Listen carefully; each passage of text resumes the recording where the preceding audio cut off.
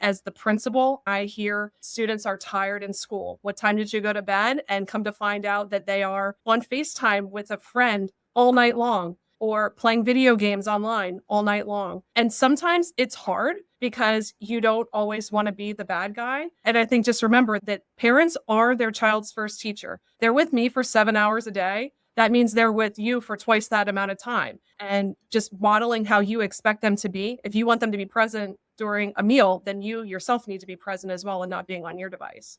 You're listening to the smartsocial.com podcast. This is our District Talk segment where we interview district leaders to learn how they're keeping students safe on social media. And we also ask them questions that we get from parents all over the country in our program. Now, let's get back to the interview. Hello, my name is Rita Sterner-Hine. I'm the superintendent of the Waynesboro Area School District. We are located in South Central Pennsylvania. We have approximately 4,200 students, 4 elementary schools, 1 middle school, and 1 high school. Hi, my name is Diane McCallum. I'm the proud principal at Waynesboro Area Senior High School. We are a 9 to 12 building of about 1,400 students, and I'm also a mom of 2 children who attend the district, and one of whom is in my school.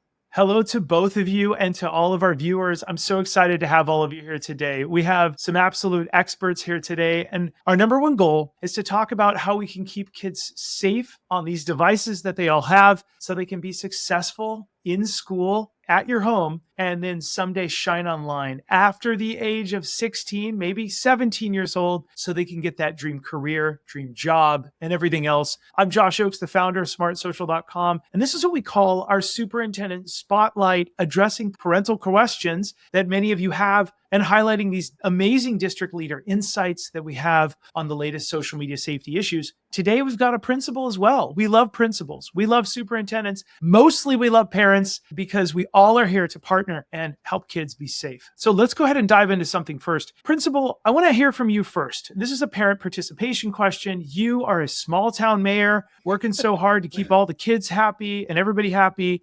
My question, because you're in it right now, Principal, is I want to know, what are your suggestions to other schools or districts to increase parent engagement? And are there any specific channels or events that get the biggest turnout?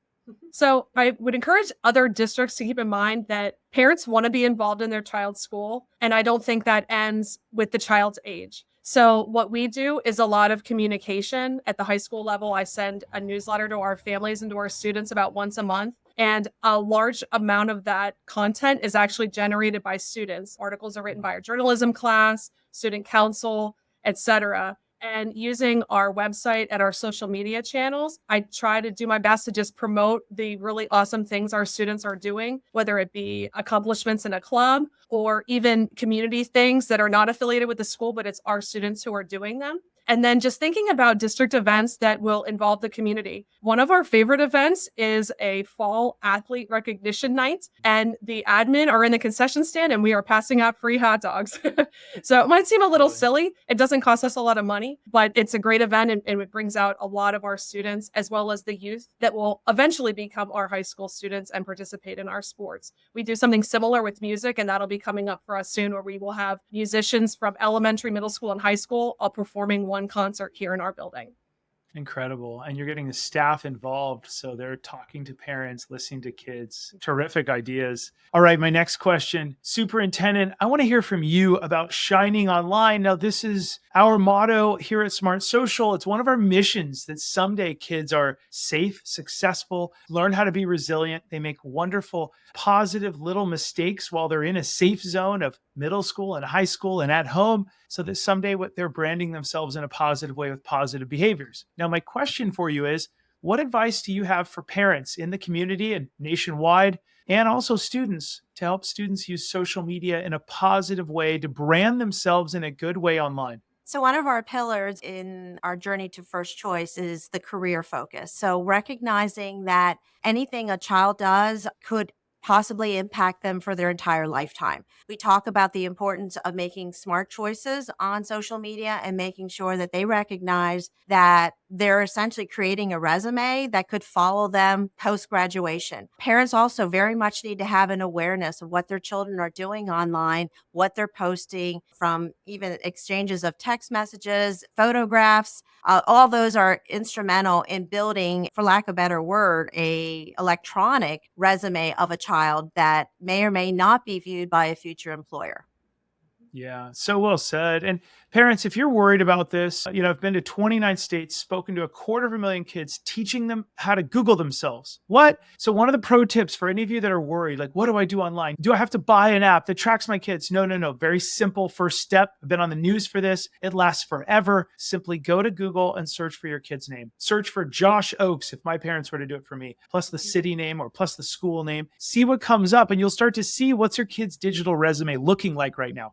It's that simple. We call it the audit step one. If you want to learn more, we have lots of free events at smartsocial.com weekly to teach you how to shine online. Okay, we're going to dive in for just a sec into the biggest questions parents ask us. Josh, what makes these apps so addictive? Well, let's hear from students as they explain why they can't stop scrolling. These are real high school students in our program. I think the most addictive part about social media is the constant new content that you see. You're always being introduced to new content, especially on apps like TikTok. I think the short videos, when they end so quick, you start to lose your ability to have a longer attention span. I've caught myself finding long TikTok videos and I can't stand watching the whole thing. This generation really adapted to the fact that we don't have a large attention span. We really only concentrate for 30 seconds. So getting information that quickly, I think, enables us to just want to keep watching more. You don't even need to care about what they're presenting to you, but just the fact that you can sit there and watch it and you're oddly enjoying it. Social media is pretty addictive. People said it's like a drug. So it is addictive because you can't stop watching it. Your mind just plays on loop and it enjoys the fulfillment of everything firing in your brain. So just keep watching. These are students from our actual live events that we have every single week. The next and final question that parents are asking us that students are often answering for us in our live events is, Josh, is social media positive or negative for my kiddo? What do I do? Well, let's hear from a student as to why they think the video apps are so addictive. Part of what makes social media so addictive is how the algorithms are based on using content to judge whether or not someone's worthy, and using people's short attention spans to evaluate them as pieces of code, which also means that social media doesn't really care about your opinion, but really what keeps you on that platform longer, whether that's from likes, comments, and engagement, sharing it to other people, or even just watching it through. The algorithm judges you as a piece of data and whether or not someone should be praised for being controversial or thrown away for not being exciting enough, even if they're pouring their heart and soul into the content. It is a heartless beast. When I spend too much time on social media, that can look like being happy because something really cool happened in my friend's life. They went hiking. A friend of mine saw snow for the first time a couple of days ago, and it can make me feel really happy and energized. But other times, it can just be really draining. It can be really negative. It depends who I'm following. It depends what's being posted. So those are 2 or 3 students from our live events. Thank you to all of our amazing parents who are participating in that. Now, we're going to dive back over to the principal. I'd like your advice on this. Now that you've heard from some students, I want to talk about screen time. We heard from the first 2 teenagers who said it's hard to stop scrolling, right? And we just had TikTok shut down over the weekend. It's still not available as of the time of this video in the App Store. It will be soon. I want to ask you a question, and I want you to put your mom hat on and your principal hat, if you can wear both of those at the same time, principal. What are your tips that parents can do to better manage screen time at home? Well, I think this is a really challenging question for parents of my generation because this was not a problem that my parents needed to work through with me as a teenager. So a lot of my other parenting, I'm able to reflect on how my parents navigated that situation with me. And I remember getting my first smartphone when my daughter was a toddler. Prior to that, it was just, the 9-digit, it was like a phone. And so I think as a family, we have tried to work on designated times where we are all going to shut off our devices. And that applies to the grownups in the room too. So for us, meal times is definitely one of those times. Sometimes it's also when we're in the car. because I want to be able to have that conversation. When I was teaching my daughter how to drive, I realized that she didn't know where things were because a lot of times when she was driving with me, she was looking at her cell phone instead of just looking around at the local landmarks. And something else that again, some of this has been trial and error with my husband and I. We no longer allow our children to charge their devices in their own bedroom. So it's kind of become an accountability piece where my son charges his phone in my daughter's room and vice versa, because then they're not getting up in the middle of the night and looking at their phones. And that is something, as the principal, I hear a lot of when I hear students are tired in school. What time did you go to bed? And come to find out that they are on FaceTime with a friend all night long,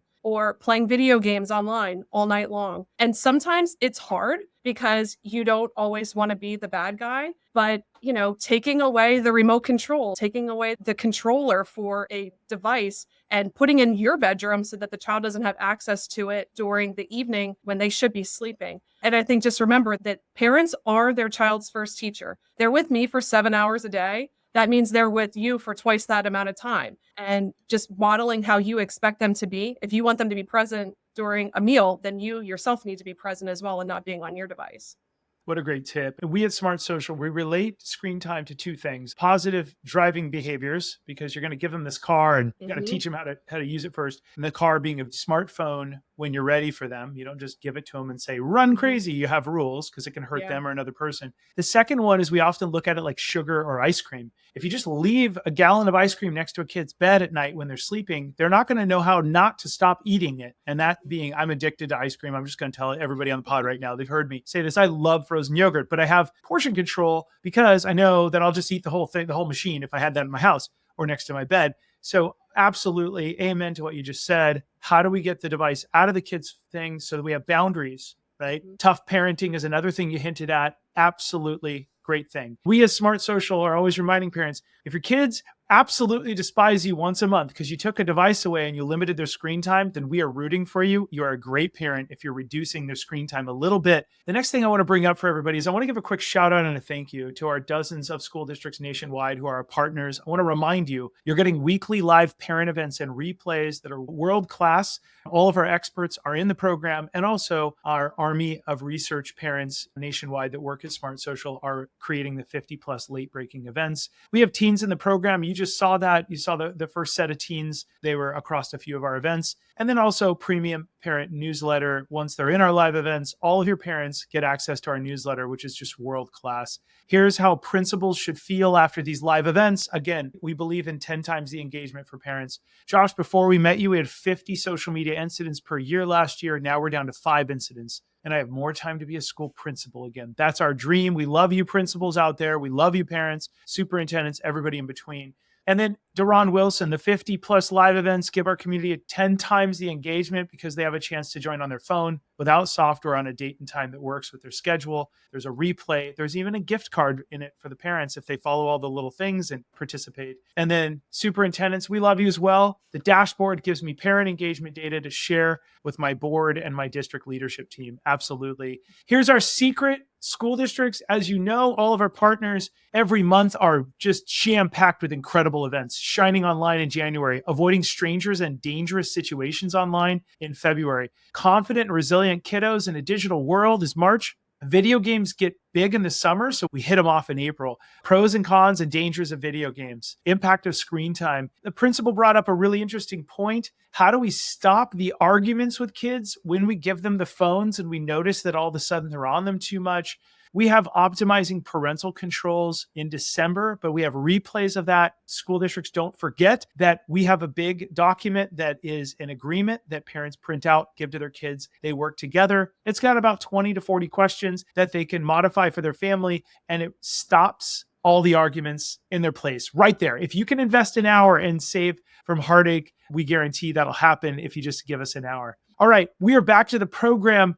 And I want to dive in. I want to hear from both of you on this one. Superintendent, you're first. I want to hear from you on this topic, avoiding strangers and dangerous situations online, which is big for us in the next couple months. We're going to teach thousands, if not hundreds of thousands of kiddos how to do this. I want to hear from you. What is your advice to parents, to students, to other district leaders to help kiddos know how to stop talking to strangers and how to avoid dangerous situations online? Okay, so as you indicated, like parental engagement, we oftentimes refer to that as parental partnerships. We essentially want to partner with our parents to keep all our learners safe online. We do care about our learners. We want them to do the very best in school each day. And unfortunately, there's a whole online environment out there that the adults in their lives may not have a complete awareness of. So, as much as we can continue to articulate here in our schools, staying safe online, do not communicate with anyone that you're not aware of who they are individually. Be very aware that sometimes people will impersonate other individuals. Definitely do not share personal information.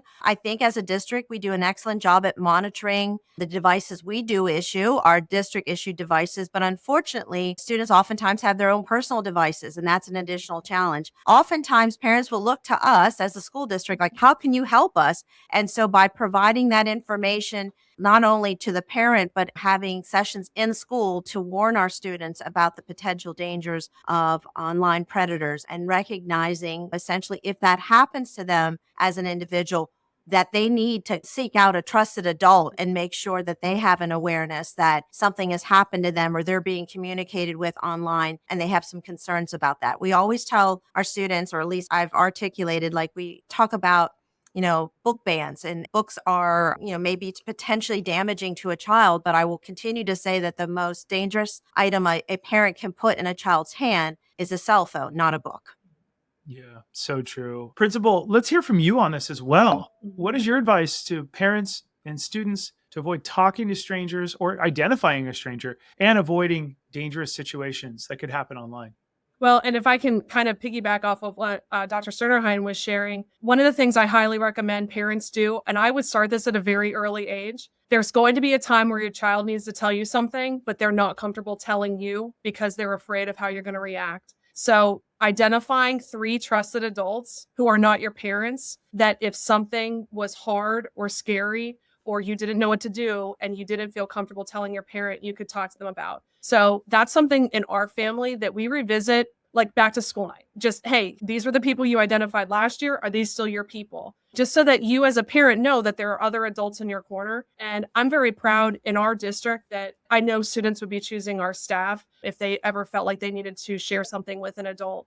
I watch the news. As I've said, I'm a parent here too. The trends of things like these AI generated images, sextortion, this is scary. And how do you keep a child safe and how do you keep them free from those predators? And unfortunately, we can't solve all of those. But I do think that if we can continue to facilitate ways for students to get to know each other and be involved in activities so that when they are getting a request from a social media app, do you know that person? Or do you at least have a mutual friend that you actually know who they are? And being conscious of who you're accepting a friend request from. I think if the kids are involved in face-to-face activities versus being on their screen, that's going to be a double benefit. And they'll be feeling more connected to the school. They'll be feeling more connected to their community. And so we try to do things at our school that are not necessarily part of the standard curriculum. Even at the high school level, we have field days. We do pep rallies. And by doing these things for the students to be able to build community with one another, I think it helps them get to know students that they wouldn't necessarily get to know just by being in the same class or being in the same grade.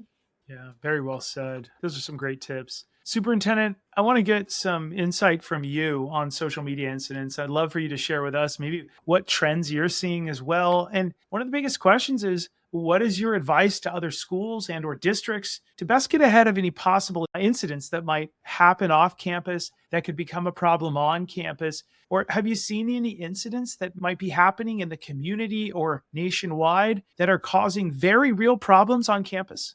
Unfortunately, absolutely, we do. Anytime there is a social media challenge, if you will, there is the potential damage, not only to a property, but to individuals, to situations. So we're very cognizant of that. Also, in terms of making sure we're going back to the trusted adult, but if there is an incident or something that's being shared on social media, whether it's about self-harm or school violence, that we do have an anonymous tip line that allows our learners, our communities to be able to communicate that information so that we can essentially investigate. I'm not going to pretend that sometimes there are fake reports and we have a lot of investigation to do that does not necessarily pan out into an actual situation. But we are very fortunate that we try to tell our learners to be responsible citizens. And if they hear something, see something, they need to do something. So it's essentially to be a responsible reporter. And ultimately, we're all one community. We, again, like live in a smaller community, but we also want to make sure that all our learners feel safe and connected to the school district. Yeah, very well said. I love that. Hey, to both of you, I really want to thank you. Thanks for Superintendent, for you first. Thanks so much for coming out and joining us today. Thank you. It's been a pleasure. Thank you. And Principal, thank you to you today as well. Thank you for the opportunity. It's been great. We've learned a lot of tips from our guests here today for all of our listeners, our viewers, no matter where you're at. Remember, Smart Social is here for you. Weekly live events. If your school district is an active partner of ours, you get a $5 Starbucks gift card that you can also use for all these other vendors as well. If you just come to our events, participate in them, not only do you better your family by learning how to keep your kids safe, but also you keep your community safe and you help our nonprofit get better as we get really good at explaining the most difficult problems that parents are having and answering in a very short period of time. The answers. I'm Josh Oakes, and I'm going to do a shameless plug. Remember, no matter what you are doing online, remember your kids are watching. Let's remember to keep it light, bright, and polite. We'll see all of you on the next episode. Have a great rest of the day. Take care. Thanks for listening to the smartsocial.com podcast. Smart Social helps parents understand technology and social media to keep their kids safe and successful. Be sure to join one of our weekly online live events to become the smartest parent on the block so you can keep your kids safe and protect their future. Also, don't miss our 450 plus online resources and replays you can watch on demand in multiple languages. Are you a school district wanting to unlock these resources for your parents? Reach out to us so we can protect your whole community each week. Have a great rest of the day, and we'll see you on the next episode.